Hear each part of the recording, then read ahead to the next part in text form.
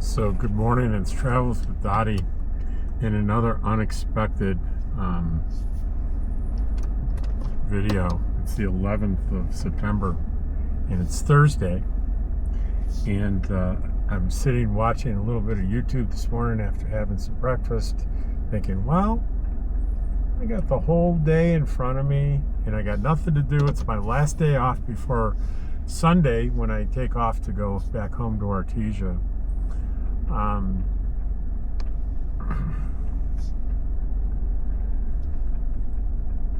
And then I realized I'm not going to get to see the Cimarron Canyon or the town of Cimarron again until next year, and I panicked a little bit. It's like, I want to see the canyon one more time. So I said, well, let's get in the car and drive. I got nothing to do there. I don't have any groceries to pick up. Won't stop me from going in the grocery store and probably buying something. But I want to see the canyon again. I'm going to miss this place. So Dottie and I are going for a little adventure today. And let me turn this around so you can see. I believe I'm slowly getting in better and better using this camera. We have a little bit of a mystery this morning. It's not a new mystery, but you know, I put in this aftermarket sort of radio head thing with the big screen, and every once in a while I'll start the car and it won't start, and I'll think it's broken, and then about 10 minutes later it'll come on. But that's just every once in a while. Ah, and there it goes. The Android logo just came up, so I don't know what that is. Why, if anybody else has experience like that, it's, you know, one of these Android things. And there, let's get that straight, tighten it down. And just every once in a while it takes, you know, full 2 or 3 minutes to boot up. Otherwise I turn on the key and boop, it pops up. Now it's going through some kind of full cycle, but it's starting. So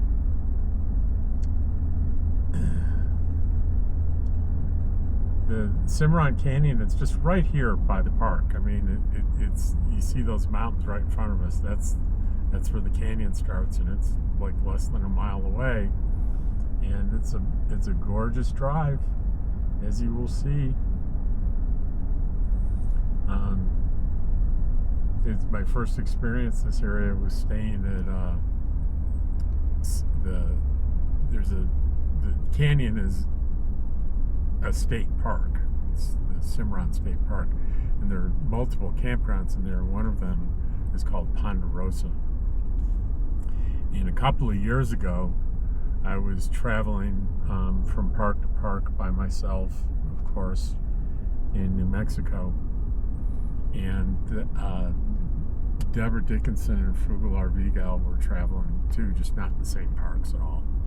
I think we had a couple of parks we were going to cross over during the summer, but that was actually unintentional, if I remember right.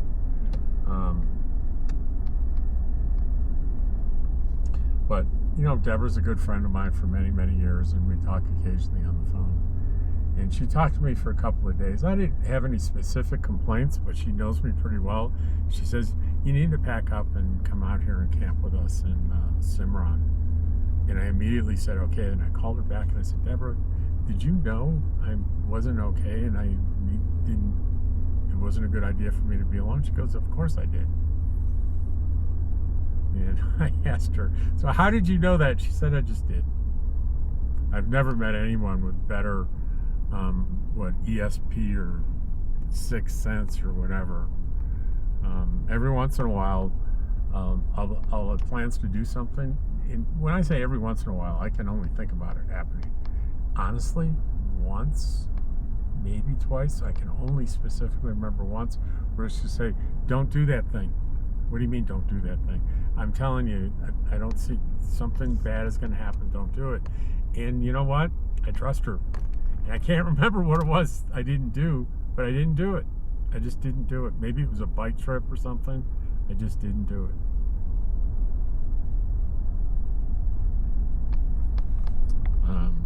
And I'm okay. That's not proof, is it? The proof is, ladies and gentlemen, that I didn't do something and nothing happened. That's the proof. The only way to prove it is to defy it and get hurt, right? Even that's not proof.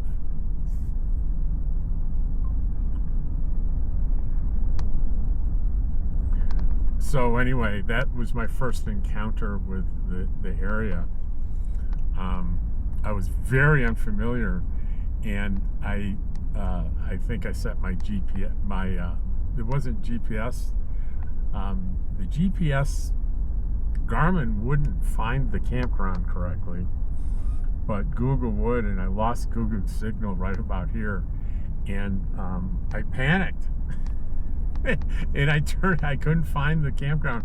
I turned around and went back to Eagle Nest and called them, and they talked me in. They got on, said, and Deborah gave me the information. She said, you know, once you start Google Maps, even if you don't have a signal, it'll continue. And I made the mistake of turning it off and trying to turn it back on because there's no cell signal down in here. But I finally made it. I'll show it to you. I'll show you the campground I just love. And they have it's a big parking lot, but in a gorgeous setting. The perimeter of the parking lots are reserve sites, and they had reserve sites. However, the big long sites that are marked in the parking lot are first come first serve sites. So back then, with the out-of-state annual pass I had, it was free. There was no charge, and it was it was a gorgeous setting.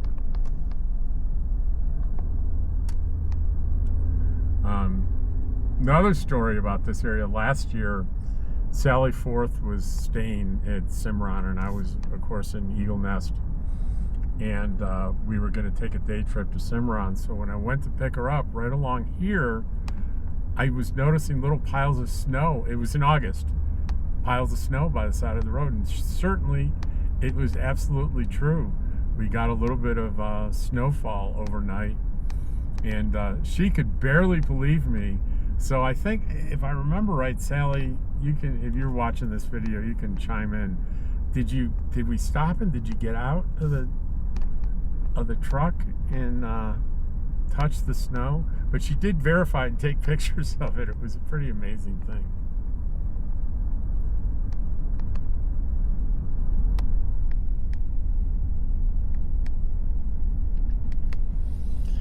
I'm really starting, it's taken more than a month, about 6 weeks for me to really get used to how to use this camera. This camera that I'm using is an Insta360 camera, and it takes a 360-degree circle of everything around you, and then you obviously have to go in and edit and pick and choose what chunks of that 360-degree scene you're going to use in your video. And there's a steep learning curve on it, and I think I've got it. Now, there's the mode that I'm using now. Let's try to clean that a little bit. When the sun hits the windshield, it's pretty messy. Yeah, too bad I didn't clean that. I'll be using this camera for the trip to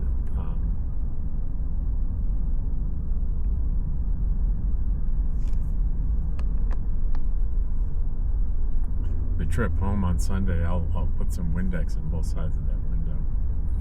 But anyway, it has a mode where you can, instead of doing 360, you can just use the switch it back and forth between the front and back camera. That's what I'm using now, so it won't take any editing, right? So it's using the front camera to show you this view, and if I hit this, it's gonna switch back and show you me for a minute, which on this trip you have noticed but I don't have to stop or start the recording to do that. So it makes the editing really easy. Now on my bike trips, I'll confess that my last few bike bike trips, other than the last one, the final one, you can use AI to do you can do the 360 filming, and AI will decide when to show you riding the bike, when to show things outside. And that's okay. It's pretty good. And I used that right until the last video. In the last video, I said, you know what? I need to do this manually myself. I need to practice and learn how to do it. Besides, you want to be able to do things like, as you point something out to your right, you want the camera to pan to the right and look at that thing. And AI's not quite smart enough to understand what you're saying and pan the camera for you automatically. That would be something.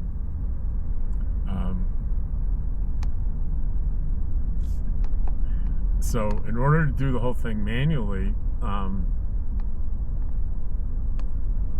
you have to put little waypoints, little markers in the video editing to show which direction you want to be showing on your video.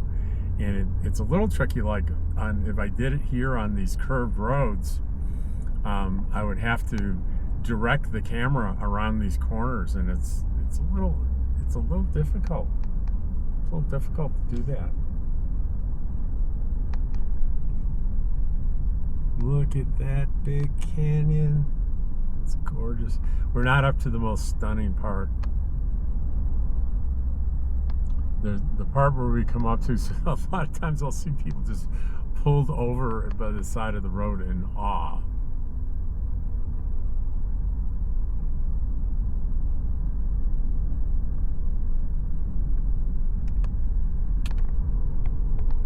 These are definitely places to camp near Eagle Nest. But with the new rules, you can only stay a week at a time instead of 2 weeks back in the day. But I do have a to the right here is a tent area you can camp in. There's a 14-day free area over just the other side of Angel Fire. You know, it's about 12 miles from Eagle Nest, which is plenty close enough. But it's gorgeous camping. For small rigs, you got a big rig, you're out of luck there. I saw a couple of places I could, with a little luck and work, I could get my trailer into. But nothing bigger than my 21-footer.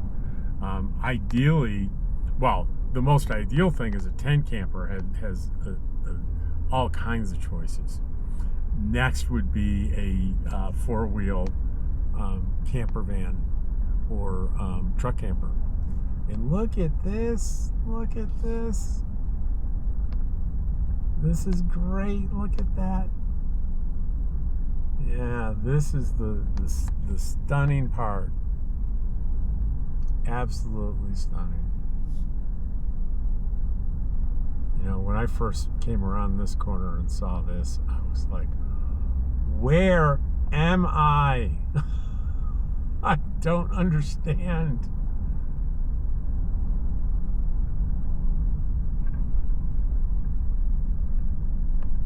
And the river is right along, it goes back and forth between the right and the left-hand side of the road here. It goes under this bridge here, goes from the right-hand side to the left-hand side.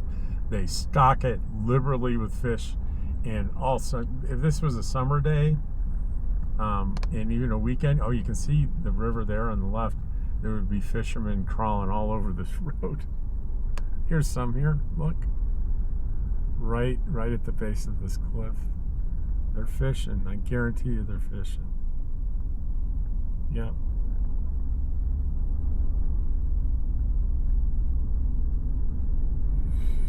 Now, just to note, to park anywhere in the park, you either have to have a pass, annual pass, or a $5 day pass to park, which actually I don't have now, so I can't park, but I can drive through. Nothing stopped me from driving through. And when I get up to the campground, which is not far from here, I'll just drive through and show you.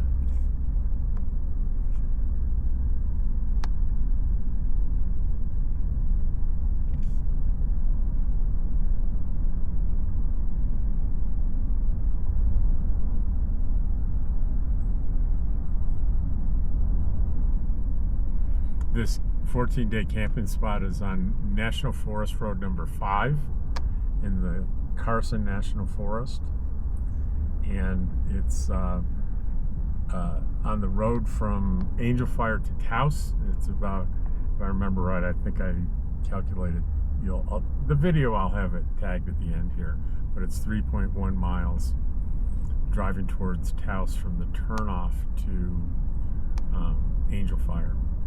So you're real close to Angel Fire, obviously, for supplies and things, and then actually not that far away from Taos. I mean, you're it would take probably less than a half an hour to get into Taos from that campground, depending on how far back you were camped. But very convenient, beautiful, picturesque spot.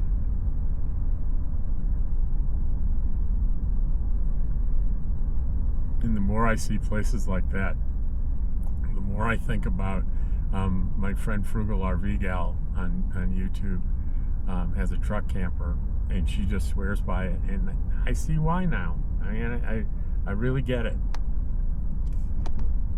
And if I were to change my mind about what I have a truck camper would be, okay, Maverick is to the left here. That's a campground that I've never camped in, but it's pretty. The views aren't as good.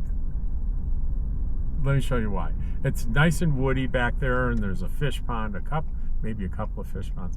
But here is Ponderosa.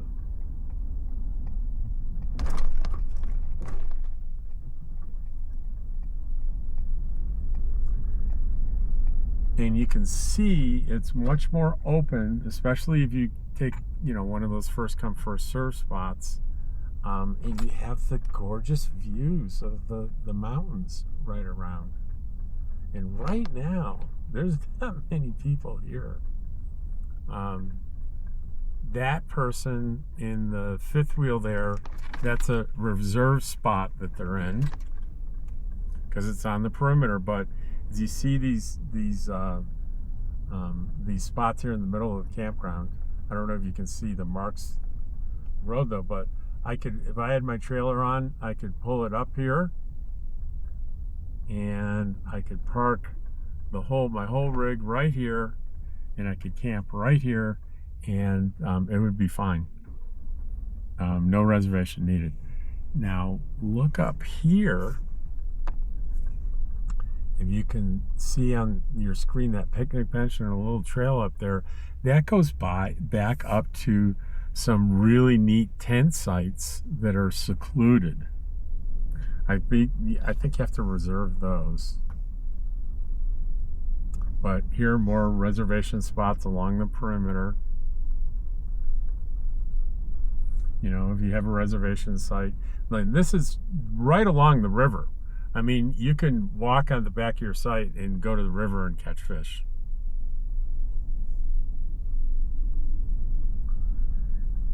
And it looks like the camp hosts may be gone for the season. They're usually there on the right. Yeah, they're gone for the season. I see a pedestal there with power, and I think they may even have sewer. But they're gone for the season. No camp host.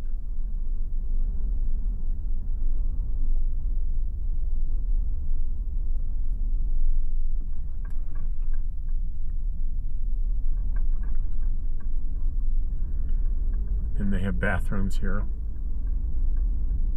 No showers, but regular bathrooms.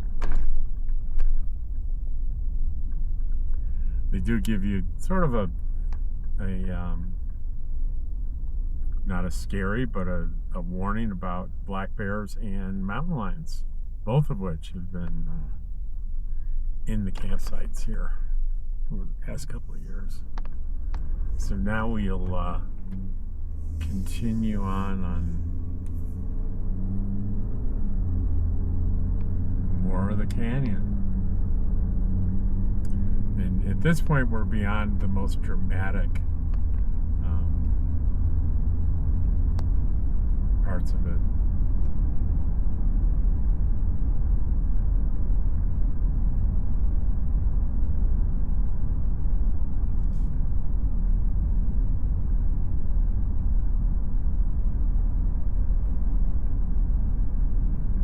I love those signs that they say historical marker ahead, but you never really know how far ahead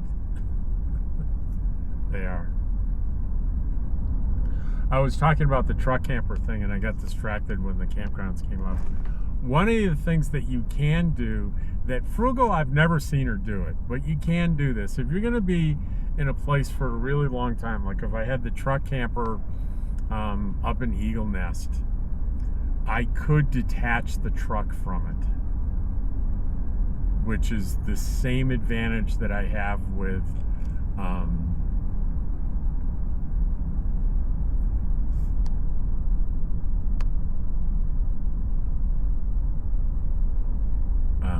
the bumper pull trailer.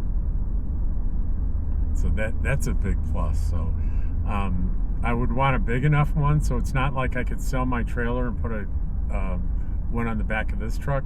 Truck's not big enough. What you want is a if you're a Ford person, either depending on how much the camper shell weighs, you'd want either an F250 or F350 dually, four-wheel drive.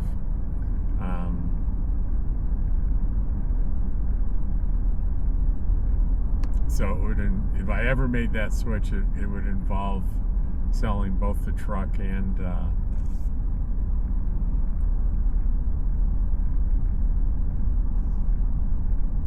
trailer. And, you know, everything I would buy to replace it would definitely be used.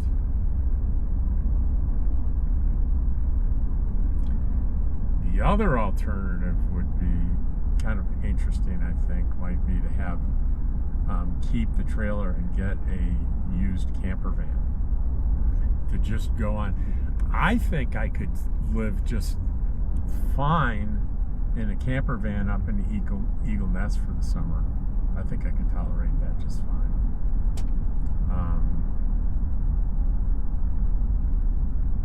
But if I had I'm not planning any of this, I'm thinking out loud. I'm thinking, though, if I had a camper van and I went out in it, I wouldn't want to stay in one place. I would want to move around a lot. Those are all interesting thoughts. It's part of the excitement of being a nomad to think, you know, how can I switch it up? And I have noticed that many YouTubers that are nomads, they change their rigs fairly often.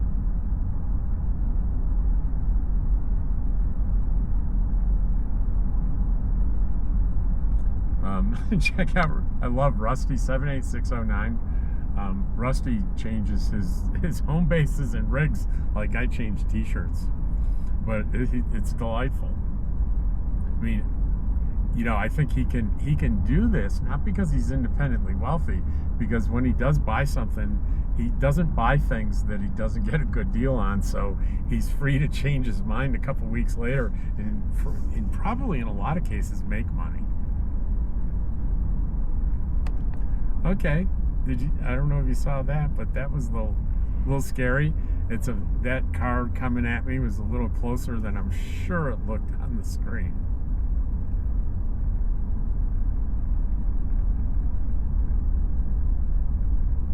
There's a sign that says no overnight parking next 6 miles.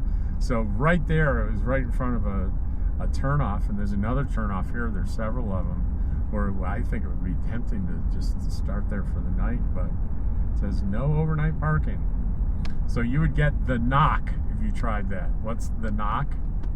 The knock is when you're camping someplace where you're not supposed to be, and at 2 in the morning the police or a law enforcement ranger comes and does that booming cop knock on your rig door and scares the bejesus out of you, and you gotta pack up and move in the middle of the night.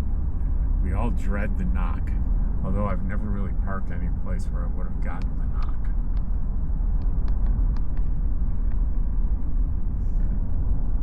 But there are plenty of people out there that, you know, have their sort of customized undercover RVs that they use, and they do, you know, secretive urban camping. And to tell you, the first one I ever encountered was my brother Frank, when back in the probably around 1970 or so, 71, 72, he had quit his job and bought what they call a step van. It's a commercial vehicle, and it was a used locksmith truck with all the stuff, the locksmith lettering and stuff on the side, and he converted it into a camper, really nice, spacious camper. And he drove out west in that, and you got a locksmith truck, you know what? You can park just about anywhere and no one's gonna bother you. You know, because they're, you know, even if a cop goes by and you're parked in maybe a commercial area that, you know, a parking lot or something where people aren't supposed to camp, and it's 2 a.m, people call locksmiths at 2 a.m, so the cop's not gonna, he's not gonna get the knock. It's actually brilliant. I never asked him what he did with that truck. I'm sure he sold it to somebody. But there's plenty of, these days, there's plenty of versions of that out there where people do this lifestyle, and they do it in urban areas.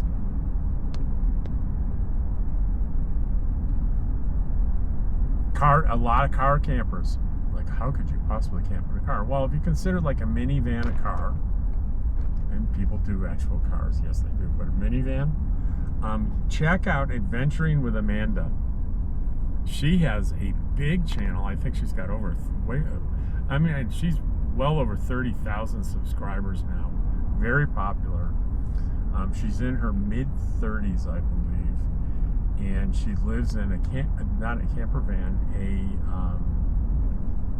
minivan, and she is very comfortable doing that. She travels all over the Southwest, works online on a full-time job, and is very comfortable.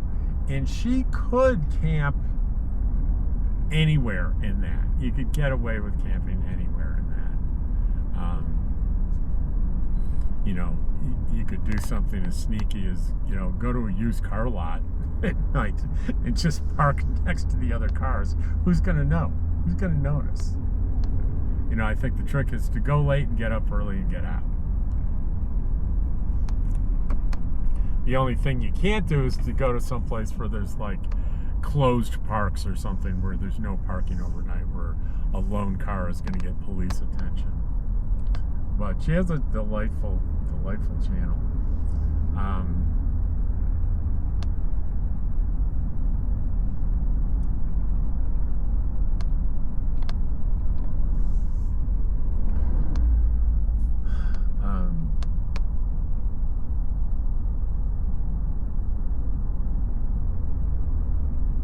Wonder Hussy Adventures has a Toyota Cruiser. I forget what it's called, but it's the Toyota big SUV, and she has it all set up with a bed in the back and ways to cook and stuff, and she can go anywhere. Now, neither one of those people, you know, sneak around in urban areas, but if they wanted to, if they needed to, they could.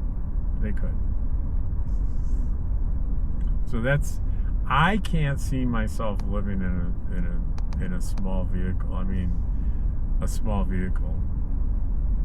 You think, Rob, you're just talking about a truck camper. There's some big ones out there with multiple slides, and they can be pretty darn comfortable, my friends. Believe me.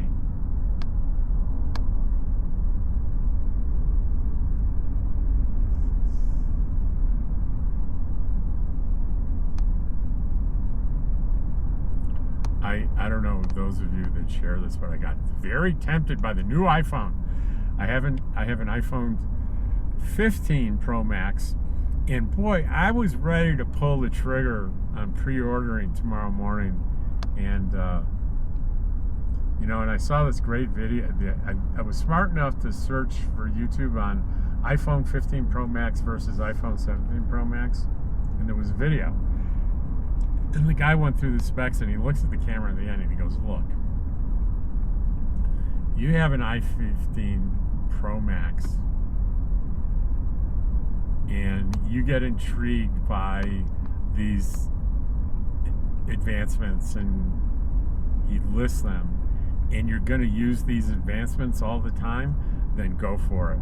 But if you think what's really going to happen is you're going to use these advancements like the 8x zoom and the raw footage, you're going to use them a couple times just to play with them, don't waste your money. Stop it. So I'm like, I get it. That would have been irresponsible. I'm not getting a new iPhone. The iPhone I have works wonderfully. I can do really good looking, great videos on it. I've never run out of storage because I've got a terabyte of storage on it. And it's a great phone.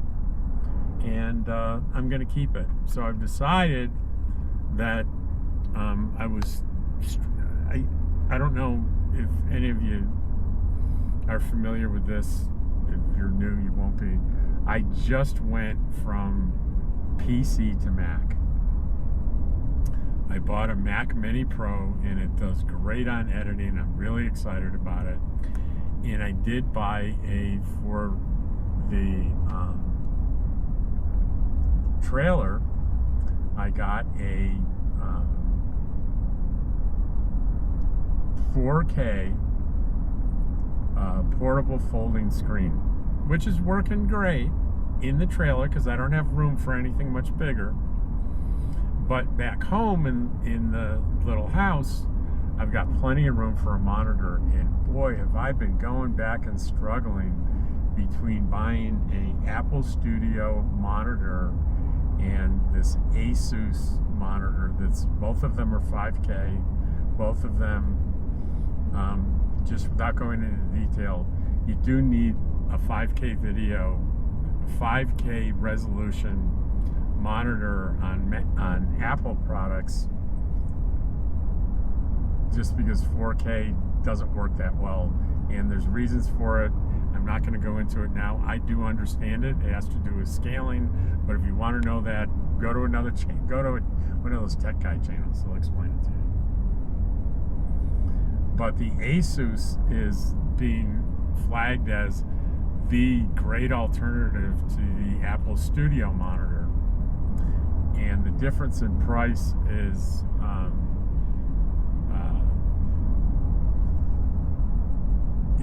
the Asus is before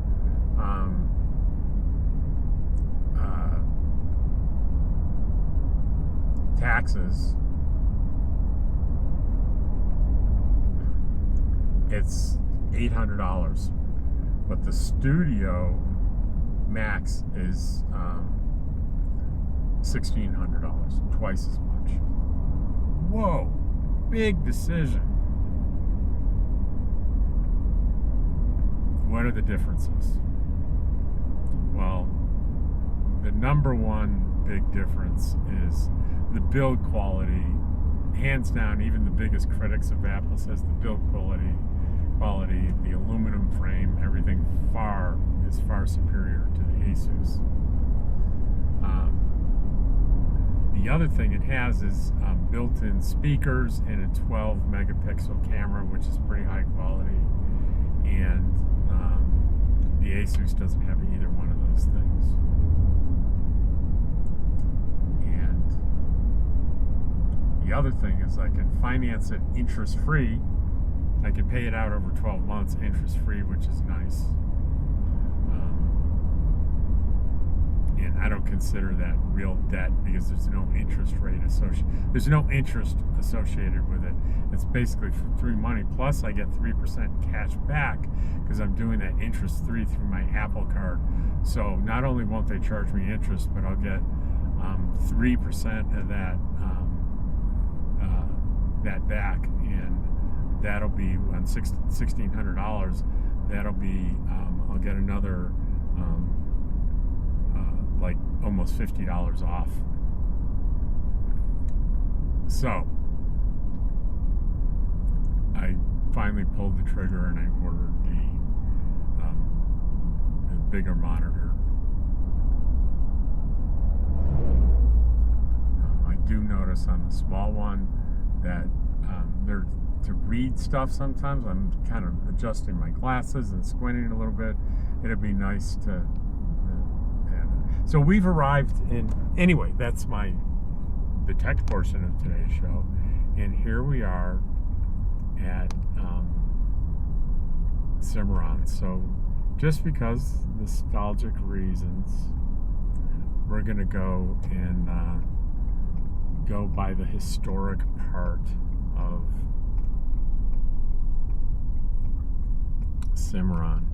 Cimarron was a way station on the Great Santa Fe Trail, and it doesn't maybe sound like a big deal to you now, but if it was 1885, oh, there's a deer.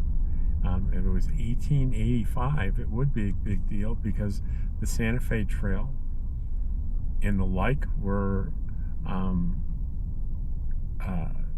part of the interstate highway system. Not that there were states, there were territories, but the inter-territory highway system. There's a nice looking deer.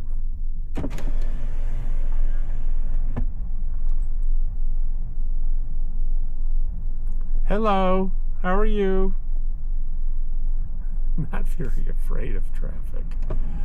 Not being afraid of traffic is probably not a good attribute for a deer. I think a healthy fear of cars would keep deer alive longer. But anyway, on this big way station is the very famous St. James Hotel. And off to the right there you can see a mill, and we'll drive by that too. But the St. James is up here, and the likes of Wyatt Earp and Doc Holliday and all kinds of Western figures for sure stayed here.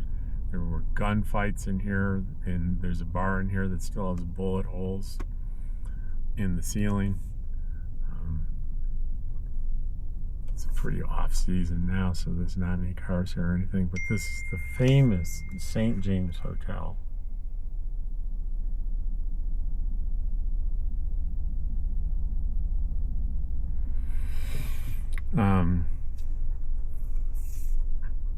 So this is the gorgeous hotel.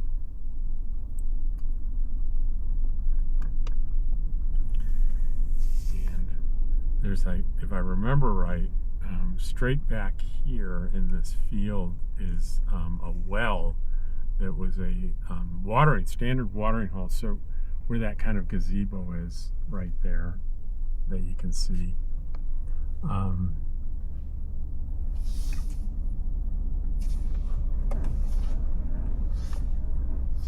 Was a watering place.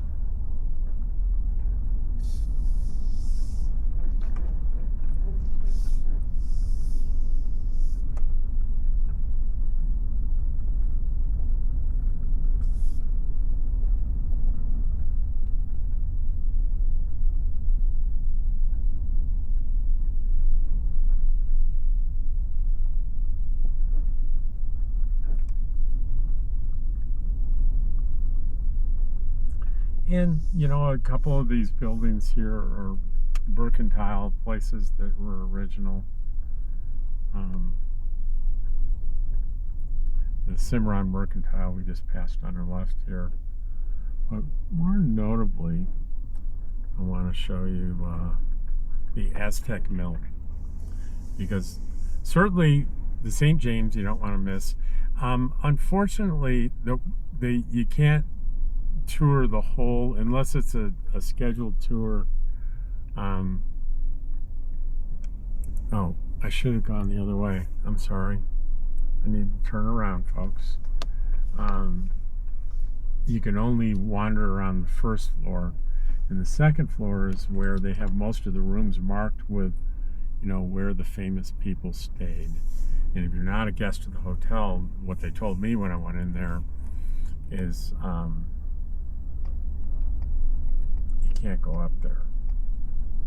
And you can't, there's no filming allowed in there at all. Now I do have, if you search in my channel, I do have great filming, great videos on the inside of that hotel prior to that owner taking over, where I did have permission. But up here we're going to get to the Aztec Mill, and I'll pull around so it's behind the trees there, so I'll try to get you a nice view of it here. It's a mill that has been changed into a really, really good museum. I really highly recommend it.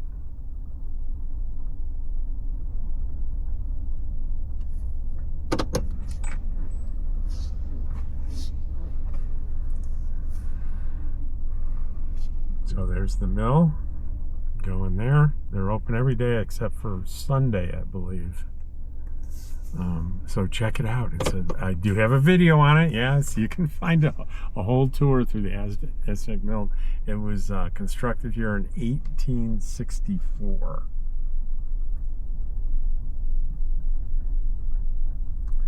And close to here, the other big thing that is close to this area is the Philmont Scout Ranch. And the Philmont Scout Ranch is the Boy Scouts of America owns the property. It was donated by the oil baron Wade Phillips of Phillips Petroleum. It's considered a high adventure base where crews of scouts and venturers take part in backpacking treks and other outdoor activities. It covers 220 square miles of wilderness in the Sangre de Cristo range of the Rocky Mountains, and by land area is one of the largest youth camps in the world. It's also the home to the Philmont Training Center, the National Scouting Museum, and the Seton Memorial Library. The training center is the primary location for all the National Volunteer Training programs. It's a working ranch maintaining herds of cattle, horses, burros, and bison. The only documented Tyrannosaurus Rex track in the world was discovered within the camp's boundaries, believe it or not, in 1993. It's pretty cool. When you're here in the summer, if you go into town and go into my favorite places, you might find them overrun with, guess what? Scouts. They're everywhere. Everywhere. These are serious off-roaders. They got the side-by-sides on the trailers. And I noticed the one that went by had a big, a fuel tank sitting in the bed of the pickup to fuel those things.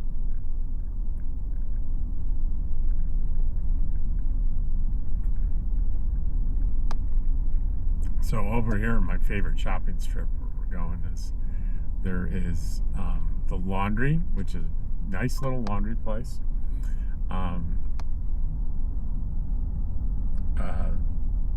Somebody suggested, why don't you do a whole video on different types of laundromats? Because I think that might be a good topic for somebody, but boy, I think my head would go down to the desk and I would fall asleep editing that. There are lots of different ways to pay in laundromats these days, all these high-tech things, but I rarely run into those on the road. In remote places, there's still quarters. So there's the laundromat, and next to the laundromat is the creamy kind of dairy bar that's got ice cream and amazing hamburgers. And on the other side of the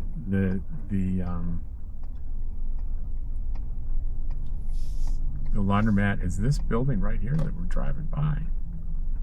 It was abandoned until this year, where some very generous local wealthy guy turned this building into a antique car museum, and he put all his collection in there. It's totally free. It's closed right now. And then next to that is the grocery store. Check it out. And it's a little early for the creamy to be driving to be open, but the grocery store is open. So we're going to go in there, grab a couple of things just because I'm near a grocery store. And I'll be right back.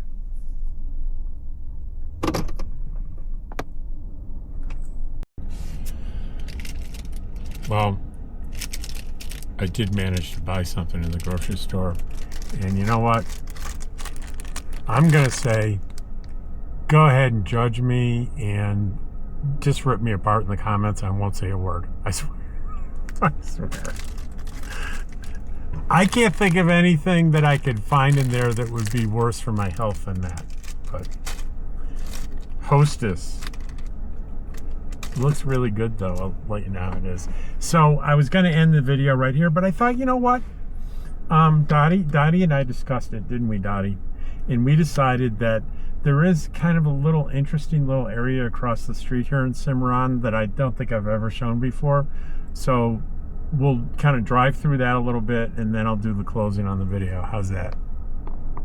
It's sound like a plan, Stan?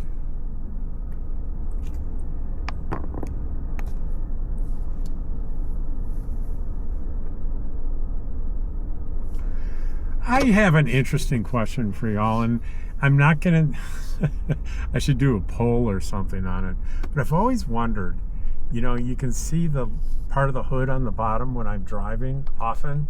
Sometimes I crop it out, and sometimes I leave it. And the question is, do you care about a little bit of the hood showing? Does it enhance it? Remind you it's driving, you're in a car? I don't know. Let me know. What do you know what you think? What do you think?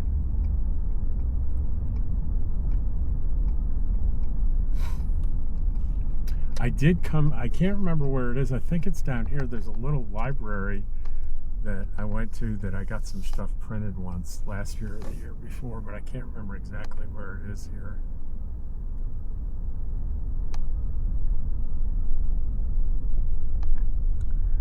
And here we have the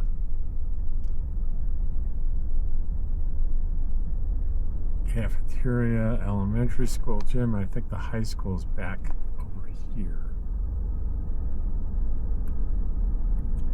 And they had,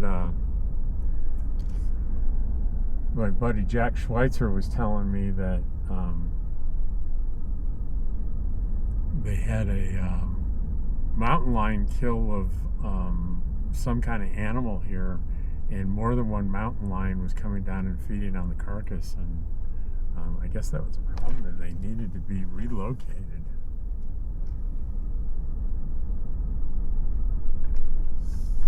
This is kind of a little residential area.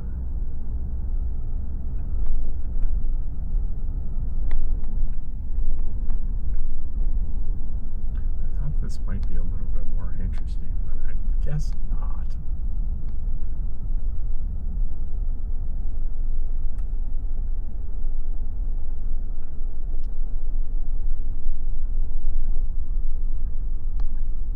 But, you know, if anyone asks you, do you know what Cimarron looks like in a little bit of detail? And you go, yes, I do, because I watch Travels with Dottie.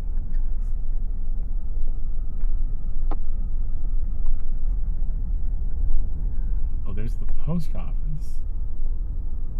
Make a left here. Let's see what's over here.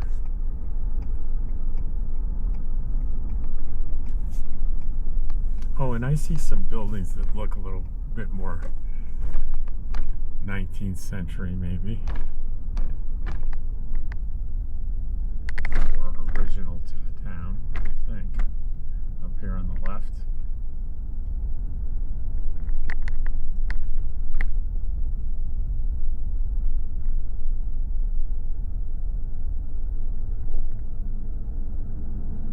Looks like a little park on the right there.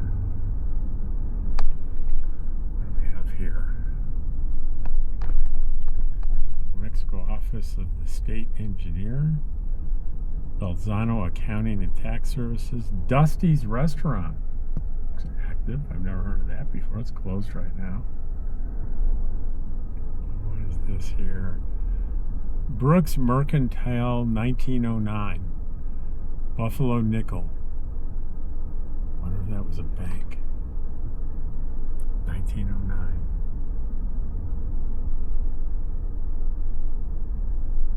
The Colfax Gazette newspaper. Hikers Coffee and Company. You know what I haven't had today? I have not had coffee. Guess what I'm going to do? I'm going to park and I'm going to go in and buy a cup of coffee to go. Doesn't that sound like a plan? I'm going to do that. I'll be right back, gang. And I'll share with you what I think of the coffee. Well, it was so cool looking in there. I asked them if I could film, and they said yes, so I went back, get the camera. Here it is, Hikers Coffee and Company. And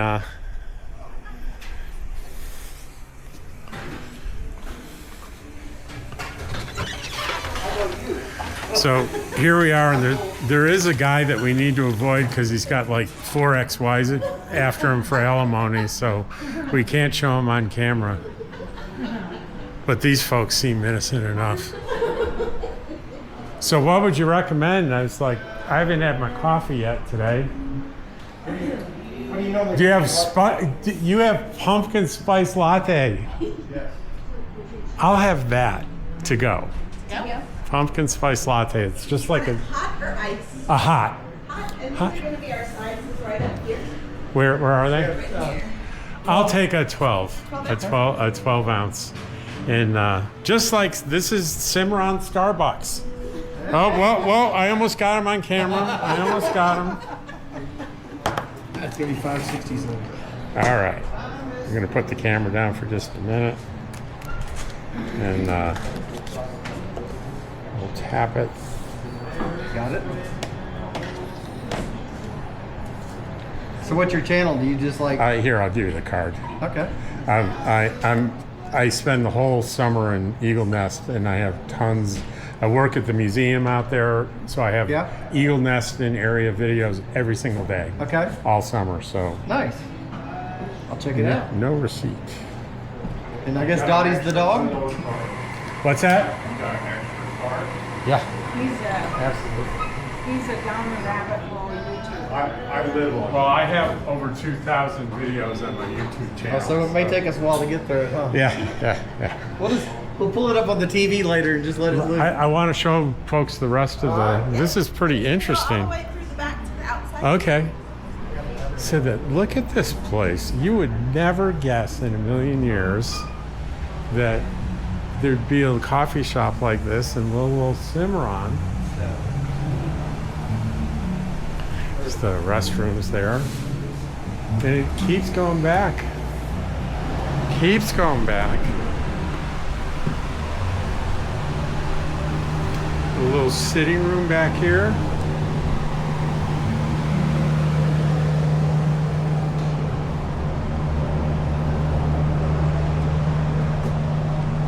And it just keeps going back to the outside here.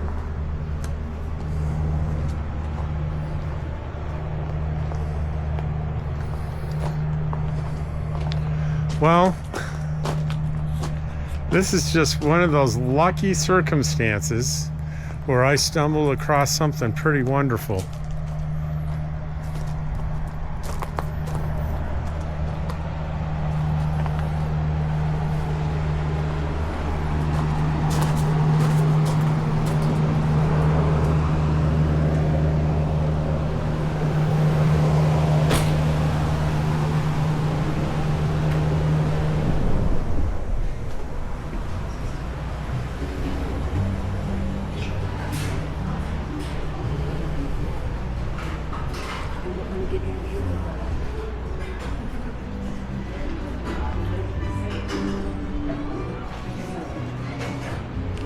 Amazing. Oh, and there's a jukebox. Have the pumpkin spice latte? Thank you. I'll be right there for it. Let's see what kind of music taste they have. Oh, they got Dolly pardon. They're okay. They passed. They got Dolly. Unless it's 9 to 5. 9 to 5. Working 9 to 5. All right. Well, say goodbye, everybody. Bye. Thanks for the hospitality. Appreciate it. All right. Well, try the pumpkin spice latte. All right. Far superior to Starbucks right away. I can tell you that.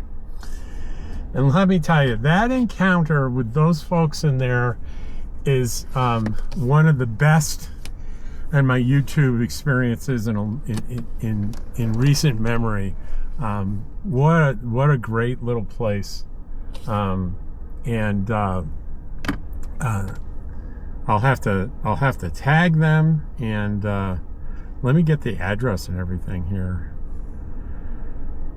This beautiful little coffee shop, Hikers Coffee LLC, 397 9th Street in Cimarron, and there's a website.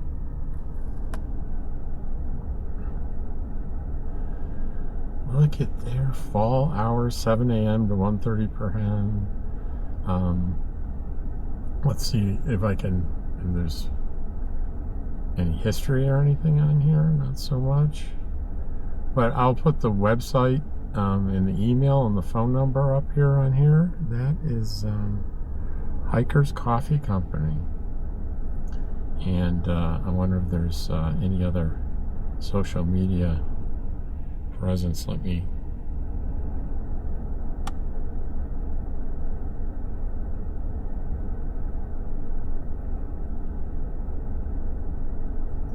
the reviews are 4.8, almost a perfect 5. Oh, there's a Facebook. Hikers Coffee Company LLC on Facebook.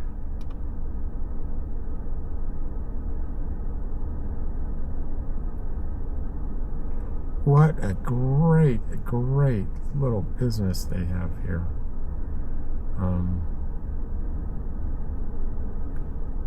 All right, well, I will put all that in the description. And so before I take another look at that great little building right there, the Buffalo Nickel building, that's pretty remarkable. And I just want to show you here I'm going to nose into the little park here with this big covered area that I bet they have events and stuff in. Check that out. Nice little park. That's just wonderful. And I think this little building up here is like a welcome center for Cimarron, and it's right off the main drag here. Of course, Highway 64 goes through.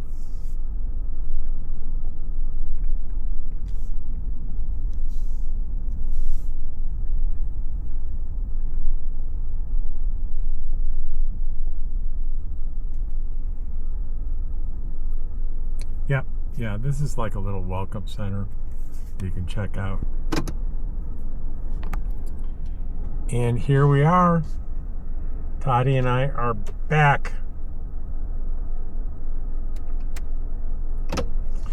And we're going to end the video here. I hope you enjoyed it.